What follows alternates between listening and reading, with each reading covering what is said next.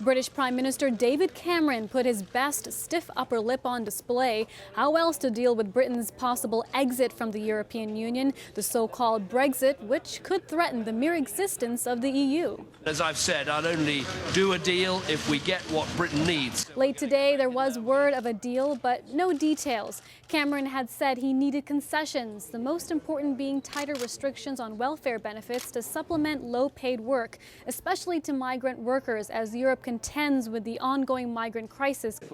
With a deal in place, a long-promised British referendum on whether to continue EU participation can be held in late June. He's taken a huge gamble. If he was going to have a referendum, he had to justify it by having a change in our relationships. You could argue that he's simply been put into an impossible position. He's threading a very, very narrow needle. To thread that needle, Cameron argues restrictions would discourage EU workers from moving to Britain. Both sides have plenty at stake. Britain is the EU's second biggest economy, accounting for an eighth of the EU's population and 1/6 of its GDP, and a UK exit could invite demands from the other 27 members.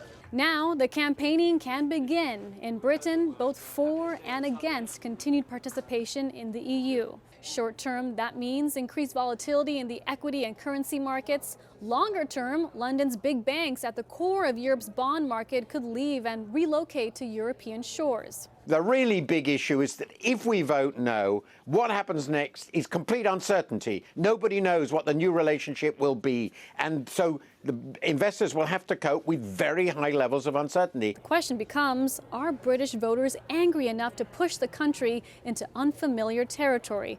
Sounds familiar, doesn't it? Seema Mody for Nightly Business Report.